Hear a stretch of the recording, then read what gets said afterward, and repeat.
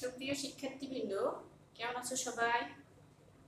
আশা করি ভালোই আছো এবং বাসায় সুন্দর মতোই আছো, সুস্বাস্থ্যই আছো। তাহলে এতক্ষণ আমি যে কথাগুলি বললাম সেগুলি দেখো তো। যদি আমি বলি সুপ্রিয়, কিছু বোঝা যাচ্ছে? বোঝা যাচ্ছে না। শিক্ষার্থীবৃন্দ, এরকম যদি আমরা ভাঙা ভাঙা শব্দে বলি তাহলে এগুলি একটা একটা শব্দ। এই শব্দগুলি যদি আমরা ভাঙা ভাঙা শব্দ বলি তাহলে কিছুই বোঝা যাচ্ছে না।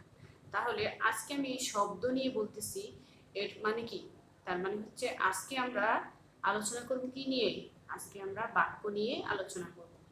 আজকে আমাদের আলোচনার বিষয় হচ্ছে সেন্টেন্স। সেন্টেন্স মানে হলো বাক্য বা আইডেন্টিফিকেশন অফ সেন্টেন্স। সেন্টেন্স কিভাবে, কোন সেন্টেন্স কোনটা কোন সেন্টেন্স সেটা শনাক্ত করা। তাহলে আজকে আমাদের আলোচনার বিষয় হচ্ছে আইডেন্টিফিকেশন অফ সেন্টেন্স বা স্ট্রাকচার অফ সেন্টেন্স, সেন্টেন্সের গঠন। মানে আজকে আমরা সেন্টেন্স নিয়ে আলোচনা করব। তাহলে এখন সেন্টেন্স বাংলা শব্দ হলো বাক্য। তাহলে সেন্টেন্সের বাংলা বাংলা মিনিং হলো বাক্য। বাক্যটা কি? কতগুলো শব্দ, যেমন ধর আমি বললাম আমি এখন বলবো সেন্টেন্স সম্পর্কে। এখন যদি আমি এলোমেলো বলি সেন্টেন্স সম্পর্কে আমি বলবো তখন এখন, এরকম কিছু বোঝা যাচ্ছে? বোঝা যাচ্ছে না। মানে শব্দগুলোকে নির্দিষ্টভাবে গুছিয়ে বলা, একটা নির্দিষ্ট ফর্মে বলাটা বললেই সেটা একটা মনের ভাব প্রকাশ করে, তখনই সেটাকে আমরা সেন্টেন্স বা বাক্য বলবো। তাহলে কতগুলো সুনির্দিষ্ট শব্দ যখন পাশাপাশি বসে মনের ভাব সম্পূর্ণরূপে প্রকাশ করে তখন তাকে কি বলে? সেন্টেন্স বা বাক্য বলে। শব্দ শব্দ মানে কি? আমি বললাম আমি এখন বলবো, এগুলি এক একটাই হলো আলাদা আলাদা ওয়ার্ড বা শব্দ। তাহলে ওয়ার্ডগুলি যখন সুশৃঙ্খলভাবে একের পর এক বসে মনের ভাব সম্পূর্ণভাবে প্রকাশ করে তখনই তাকে আমরা কি বলবো? সেন্টেন্স বা বাক্য বলবো। এখন এই সেন্টেন্স কি, সেন্টেন্স কত প্রকার ও কি কি, এবং সেন্টেন্স কোন প্রকার, সেন্টেন্স কি রকম, সেটা আমরা আজকে জানবো। তাহলে সেই সেন্টেন্স সম্পর্কে এখন জানার জন্য এখন আমরা কি করব? এখন আমরা, তোমরা দেখো আমি তোমাদের জন্য শুরু করে লিখিয়ে রেখেছি এবং সম্পূর্ণটা বাংলায় লিখেছি, যেহেতু তোমরা ছোট এবং এখনই তোমাদের বেসিকটা জানা দরকার, সেই জন্য ইংলিশে না লিখে আজকে আমরা সবগুলি কি করব? বাংলায় আলোচনা করবো এবং বাংলায় সেগুলি ইংলিশ থেকে বাংলা মিনিং সহ সেই সম্পর্কে জানবো এবং আজকে আমরা সেন্টেন্সটা ভালোভাবে ইনশাআল্লাহ বুঝবো। তাহলে তোমরা সবাই দেখো,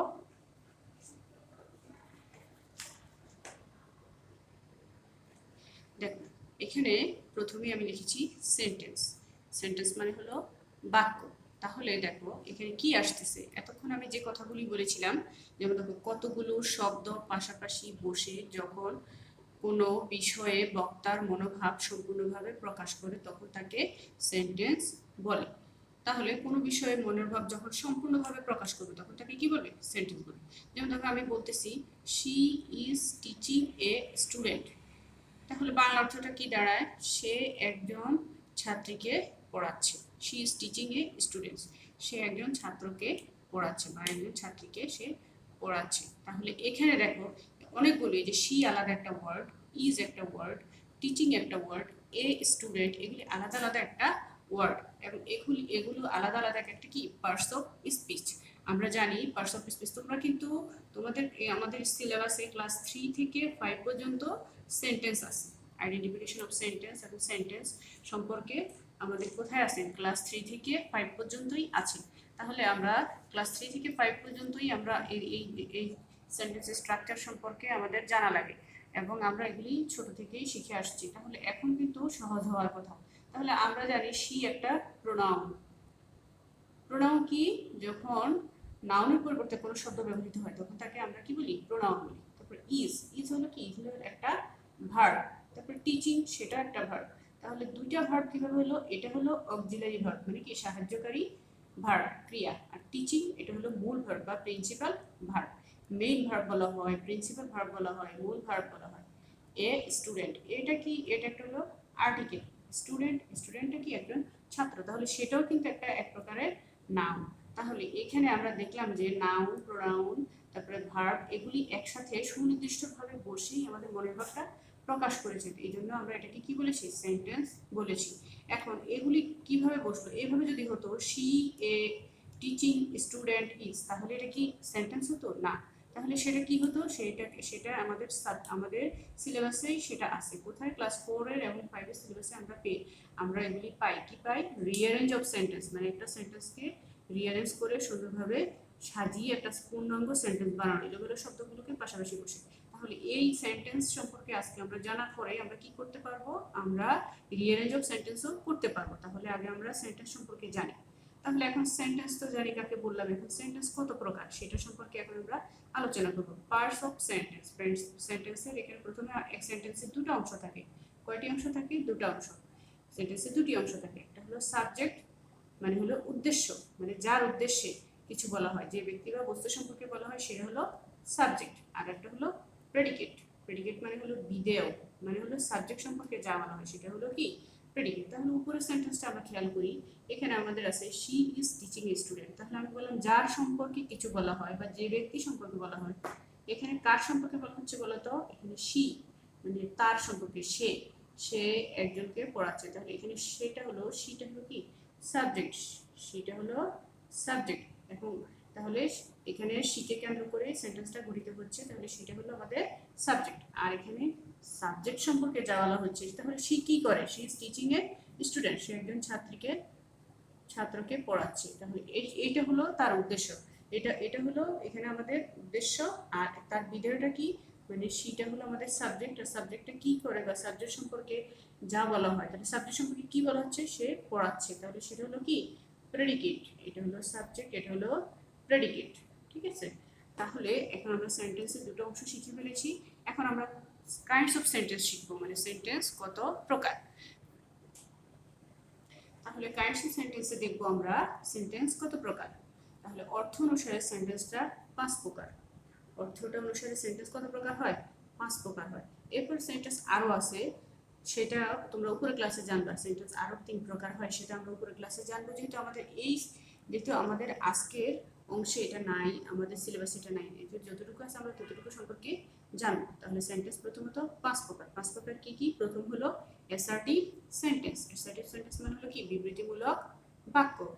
তাহলে এখানে অ্যাসার্টিভ বানানটা দেখো, ASSER, assert, TIV, assertive.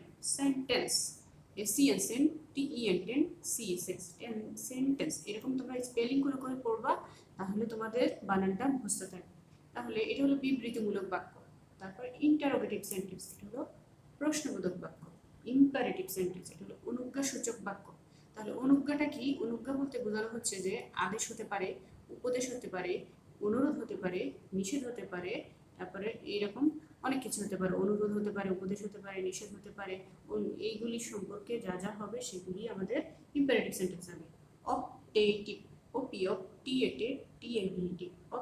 Optative মানে হলো ইচ্ছা বা প্রার্থনাসূচক বাক্য। তারপর হলো এক্সক্লেমেটরি সেন্টেন্স, এটা হলো বিস্ময়সূচক বাক্য। তাহলে এখন এই নামের অর্থ থেকেই আমরা এটা কি বুঝতে পারবো, বুঝতে পারবো যে কোন প্রকার সেন্টেন্স কি রকম হয়, মানে কাকে কি সেন্টেন্স বলে। এরপরে আমরা এটার সংজ্ঞা জানবো, মানে কোন প্রকার সেন্টেন্স কি কি। যে সেন্টেন্স দ্বারা বর্ণনা প্রদান করা হয় তাকে অ্যাসার্টিভ সেন্টেন্স বলে। তাহলে বর্ণনা, এখানে কোনো কিছু সাধারণভাবে কোনো কিছু বলবে ইচ্ছাকৃতভাবে, যেমন তুমি বললা যে আমি ভাত খাই, আমি স্কুলে যাই, আমি পড়ি, আমি ঘুমাচ্ছি, এগুলি স্বাভাবিকভাবে বলছো। যখন এরকম স্বাভাবিকভাবে কোনো সেন্টেন্স কথা বলা হয় তখন তাকে আমরা কি বলবো, অ্যাসার্টিভ সেন্টেন্স বলবো। তাহলে এই সেন্টেন্সটার গঠন কিরকম সেটা দেখো। এই সেন্টেন্সটা কিভাবে গঠিত হয়, এখানে প্রথমে সাবজেক্ট বসে। এতক্ষণ তো আমি তোমাকে সাবজেক্ট সম্পর্কে বুঝালাম যে সাবজেক্ট কাকে বলে। সাবজেক্ট হলো কোনো ব্যক্তি বা বস্তু সম্পর্কে বসে। তাহলে প্রথমে আমরা সাবজেক্ট জানি যে বিশেষত ব্যক্তিবাচক সাবজেক্ট হলে আমাদের কি আসবে, আই, উই, হি, শি, দে।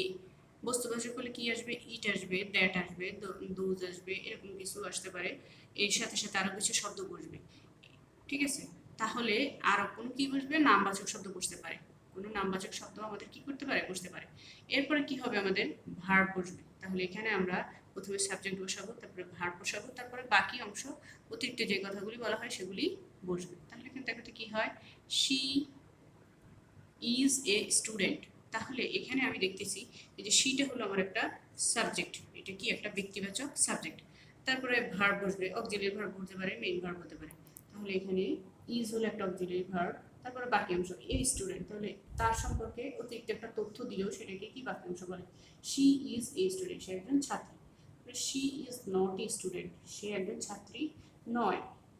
ঠিক আছে, তাহলে এটা হলো অ্যাফার্মেটিভ মানে হাসূচক বাক্য, এটা হলো নেগেটিভ মানে নাসূচক বাক্য। এরকম সেন্টেন্সগুলিতে হাসূচক শব্দও বসতে পারে, নাসূচক শব্দও বসতে পারে। তাহলে অ্যাসার্টিভ সেন্টেন্সটা কি হলো, যে অ্যাসার্টিভ সেন্টেন্স শুধু বর্ণনা দেওয়া হয়েছে, এখানে স্বাভাবিকভাবে বলা হয়েছে যে সে একজন স্টুডেন্ট, তাহলে এটা একটা অ্যাসার্টিভ সেন্টেন্স এবং এটা হাসূচক বাক্য। পরেরটা আমি দিলাম শুধু অক্সিলিয়ারি ভার্বের সাথে নট বসিয়ে দিলাম, এখানে subject plus verb plus not বসিয়ে দিলে পরের শব্দটা বসিয়ে দিলে নেগেটিভ সেন্টেন্স হয়ে যাবে। তারপরে স্ট্রাকচারটা আমাদের দেখো, সেটা হলো আমাদের ইন্টারোগেটিভ সেন্টেন্স। ইন্টারোগেটিভ মানে প্রশ্নবোধক বাক্য। তো এখানে বুঝতেই পারছি যে কোনো কিছু সম্পর্কে প্রশ্ন জিজ্ঞেস করলেই প্রশ্ন বোঝায়। যেমন তুমি কি করো, তুমি কখন ঘুম থেকে উঠেছো, তুমি কখন খেয়েছো, এগুলো সবই প্রশ্ন। তাহলে যে সেন্টেন্স দ্বারা প্রশ্ন করা হয় তাকে কি বলে, ইন্টারোগেটিভ সেন্টেন্স বলে। তাহলে ইজ, এখানে আমরা দেখো প্রশ্ন বলতেছি ইজ শি এ স্টুডেন্ট, সে কি একজন ছাত্রী। তাহলে এখানে আমি কি করলাম, কোয়েশ্চেন করলাম, সে কি একজন ছাত্রী।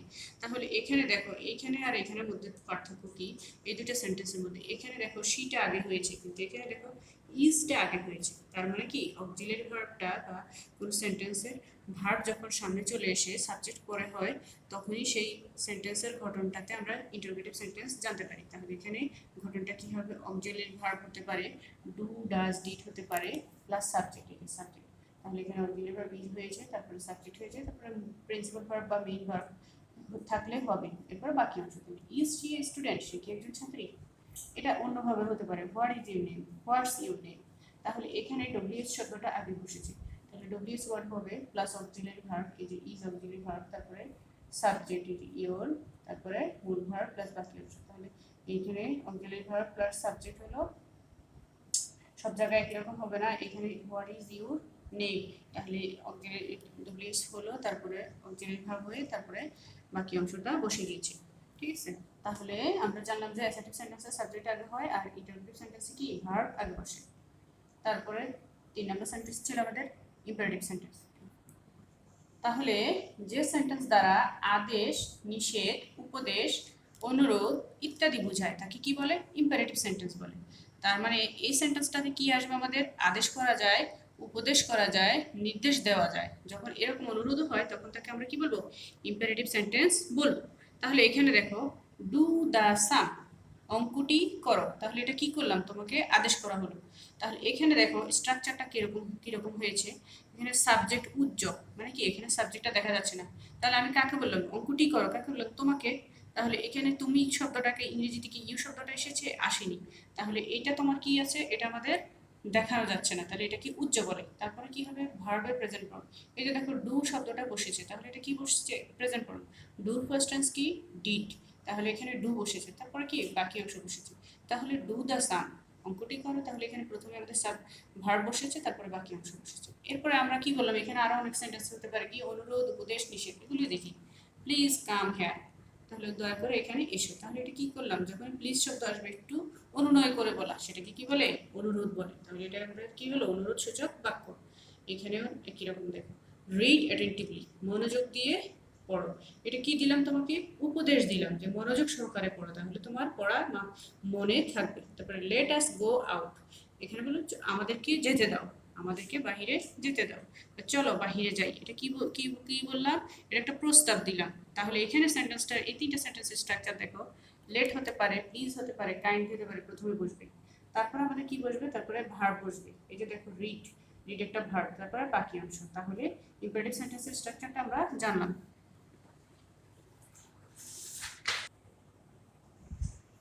তারপরে আমাদের আছে নেক্সট আছে 4 নাম্বার, মানে হলো আমাদের অপটেটিভ সেন্টেন্স। তাহলে অপটেটিভ সেন্টেন্স কাকে বলে দেখো তো, যে সেন্টেন্স দ্বারা বক্তার ইচ্ছা, প্রার্থনা, আশীর্বাদ ইত্যাদি প্রকাশ পায়। তাহলে কি কি ইচ্ছা থাকতে পারে, প্রার্থনা থাকতে পারে, আশীর্বাদ থাকতে পারে, তাহলে সেটা কি হবে, অপটেটিভ সেন্টেন্স। তাহলে আমরা দেখি এটা কি, মে ইউ লিভ লং, তুমি কি হও, দীর্ঘজীবী হও, মে ইউ লিভ লং। তারপর কি, মে ইউ বি হ্যাপি, তুমি সুখী হও। তাহলে এটার গঠন কি হতে পারে, মে হবে প্লাস সাবজেক্ট হবে, তারপরে কি হবে, ভার্ব হবে, তাহলে এখানে মে হচ্ছে, তারপরে ইউ হলো সাবজেক্ট, তারপর হলো ভার্ব। তাহলে এখানে মে দ্বারা প্রথম সেন্টেন্সটা আমরা মে দ্বারা গঠন করলাম। তারপরে কি হলো, লং লিভ আওয়ার প্রিন্সিপাল বা লং লিভ আওয়ার প্যারেন্টস, আমাদের বাবা মা দীর্ঘজীবী হোক, আমাদের বাবা মা দীর্ঘজীবী হন। তাহলে এখানে লং প্লাস ভার্ব, তাহলে লং প্রথমে হচ্ছে লং, তারপরে ভার্ব লিভ আসতেছে, তারপরে কি সাবজেক্ট আসতেছে, তারপরে আওয়ার প্রিন্সিপাল বা আওয়ার প্যারেন্টস। তাহলে এখানে আমাদের এইভাবে দেখলাম আমাদের অপটেটিভ সেন্টেন্সটা হচ্ছে। এরপর আমাদের নেক্সট দেখো, নেক্সট আসছে যে সেন্টেন্স দ্বারা মনের আকস্মিক ভাব বা আবেগ প্রকাশ করে। তাহলে এখানে কি হতে পারে, হঠাৎ মনের কোনো ভাব প্রকাশ করছে বা আবেগ। মনের আবেগ মানে কি, মানে কোনো কিছুর ইচ্ছা আকাঙ্ক্ষা, এগুলিকে আবেগ বলে। তোমার মনের একটা ভাব প্রকাশ করে, হঠাৎ কোনো মনের একটা ভাব প্রকাশ করে, সেটাকে আবেগ বলে। এটাকে কি বলে, এক্সক্লেমেটরি সেন্টেন্স বলে। তাহলে দেখো, how beautiful the bird is, পাখিটি কি সুন্দর। তাহলে এখানে দেখো তোমার মনের একটা ভাব প্রকাশ করছে, যে হঠাৎ করে তুমি একটা পাখি দেখলা, সেটা তোমার কাছে খুবই সুন্দর লাগলো, তাহলে তুমি বলবে how beautiful the bird is. এখানে সেন্টেন্স স্ট্রাকচার কিন্তু আমরা দেখো ভার্বটা সবার শেষে দেখছি এবং শেষে একটা এক্সক্লেমেশন মার্কস দেখছি। এরপরে দেখো পার্সেন্টেজটা, hurray we have won the match, ও আমরা জিতে গিয়েছি। তাহলে এটা কি, তুমি খেলা জিতে গিয়েছো, হঠাৎ করে তুমি খুশি হয়ে গেছো, তাহলে এটা তোমার মনের আকস্মিক ভাব। এটা হলো আমাদের এক্সক্লেমেটরি সেন্টেন্স। তাহলে এখানে ঘটনাটা কি আসছে, এক্সক্লেমেশন ওয়ার্ড। এই যে প্রথমটা হুররে, হুররে আসতে পারে, এক্সক্লেমেশন ওয়ার্ড আসতে পারে, তারপরে শেষে কি, এরপরে কি আসবে, সাবজেক্ট আসবে, তারপরে কি আসবে, ভার্ব আসবে। সবার শেষে কি আসতেছে, আমাদের ভার্ব। তাহলে এই প্রথম সেন্টেন্সটা এখন গেল how beautiful the bird is, এই যে এক্সক্লেমেশনটা পরে গিয়েছে। এরপর আমাদের মানে এক্সক্লেমেশন ওয়ার্ডও আসতে পারে, যেমন হুররে, এলাস, ও, আহ, এই শব্দগুলি আমাদের কি, এই শব্দগুলি হলো আমাদের এক্সক্লেমেশন ওয়ার্ড। তাহলে এখানে আমরা 5 প্রকার সেন্টেন্স সম্পর্কে জানলাম।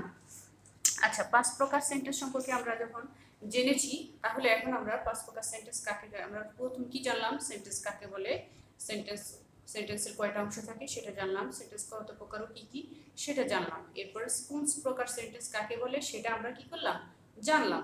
তাহলে এখন আশা করি তোমরা প্রত্যেক প্রকার সেন্টেন্সই চিনেছো এবং সেন্টেন্সগুলি এখন তোমরা আইডেন্টিফাই করতে পারবে যে কোন সেন্টেন্সটা কি নাম। একটা সেন্টেন্স যখন পড়বে তখন সেটা কি নাম, সেটা সেন্টেন্সটা আইডেন্টিফিকেশন করতে পারবে এবং এলোমেলো শব্দগুলো দিয়ে একটা পূর্ণাঙ্গ সেন্টেন্স গঠন করতে পারবে। তাহলে এইটা, এই সেন্টেন্স সম্পর্কে এখন আজকে আমাদের হোমওয়ার্ক থাকবে। আমি কতগুলি সেন্টেন্স লিখে দিব, তোমরা সেটা কি করবে, তোমরা সেটা খাতায় লিখবে, কোনটা কোন প্রকার সেন্টেন্স, তারপরে কি আইডেন্টিফিকেশন অফ সেন্টেন্স। এর পরের ক্লাসে আমরা করব কি, পরের ক্লাসে আমরা এলোমেলো শব্দগুলি দিয়ে আমরা কি করব, রিয়ারেঞ্জ করতে শিখবো। এই ক্লাসটা করার পরে আমাদের কি ওই ক্লাসটা করতে সুবিধা হবে। তাহলে তোমরা কি করো, এখন হোমওয়ার্ক নিয়ে নাও, বই খাতা নিয়ে রেডি হও, হোমওয়ার্ক নাও। তাহলে আমাদের আইডেন্টিফিকেশন অফ সেন্টেন্স, সেই সেন্টেন্সগুলি দেখো, আমি এখানে 10টা সেন্টেন্স লিখে দিয়েছি, তোমরা 10টা সেন্টেন্স কোনটা কোন প্রকার সেন্টেন্স সামনে লিখবে। You are a great fool, are you well, let me do the sum, please help me, I go to school every day, father will go to Dhaka, may Allah bless you, alas I am undone, birds fly in the sky, what do you do in the morning। তাহলে এখানে আমরা 10টি sentence দেখেছি, তোমরা 10টি sentence কি করবে, 10টি সেন্টেন্স তোমাদের খাতায় কোনটা কোন সেন্টেন্স সেটা লিখবে। ঠিক আছে, আশা করি সবাই বুঝতে পেরেছো।